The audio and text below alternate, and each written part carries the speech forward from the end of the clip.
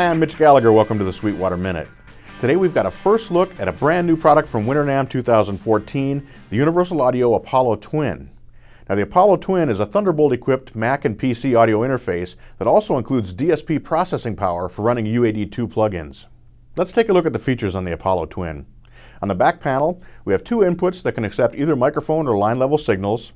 We've got two balanced monitor outputs and two additional balanced outputs. Beyond that, we have an optical input. Now that can accept either 2-channel SpeedIF signals or 8-channel ADAT signals. On the front panel, we have an instrument input and a headphone output. All those inputs and outputs are controlled right here on the front panel of the Apollo Twin. If we go to the far left, we have a preamp switch. That takes us between the two inputs. So here we're on channel 1. If we hit that again, it takes us to channel 2. Pushing the input switch cycles us between mic, line, and the instrument level input. We've got a switch here that engages a low-pass filter, another switch for 48-volt phantom power, a switch for pad, and a switch for phase reverse. Then we've also got a switch that links the two channels together for when you're stereo recording. The large central knob is used for controlling input gain, and it's also a switch, so it takes us between the two channels in this case. Now if we go over to the right, we have a monitor switch. When we select that, it takes us to the central volume knob controlling our output level for our monitors. If we hit it again, the output knob switches to control the volume level for the headphones.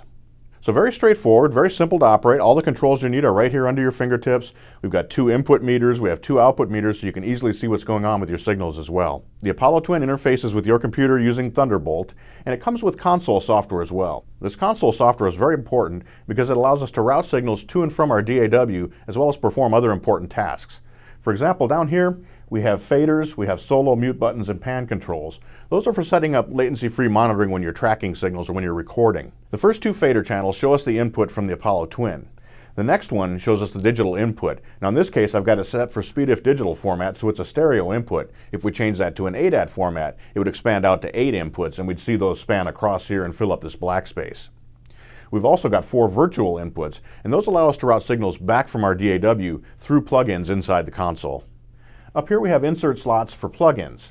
Now when we instantiate a plugin here, for example if we load in a Teletronics LA2A, we're actually recording through that. So the signal comes into the Apollo Twin, goes through the preamp, into the console software, passes through that plugin, and then can be routed on either to your monitors or to your DAW for recording. This allows us to actually track using plugins without incurring any latency.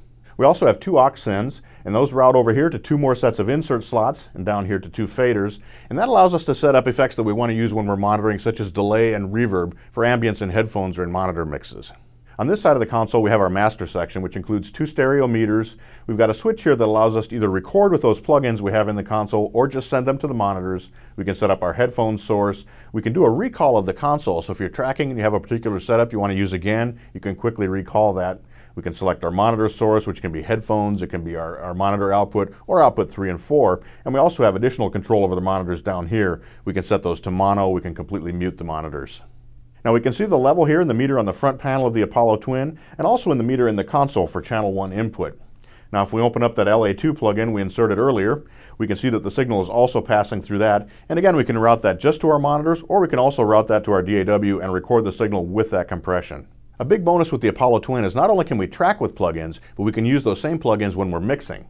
So if we open up our DAW down here, I've got a session loaded up. When it plays back through the Apollo Twin and out to the monitors. So if we start our playback,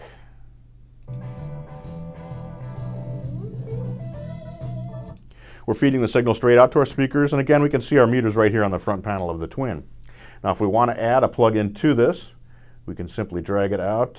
We'll add a 4K channel strip here on the bass, and we open that up. Now that plugin is inside our DAW, but it's actually using the DSP power from inside the Apollo Twin, so it's not impacting the CPU power we have in our computer at all. The Apollo Twin makes a great centerpiece for your studio because it has great sounding preamps, and you can expand it as well. With that ADAT optical input, you could route 8 additional mic preamps inside the Apollo Twin through to your DAW.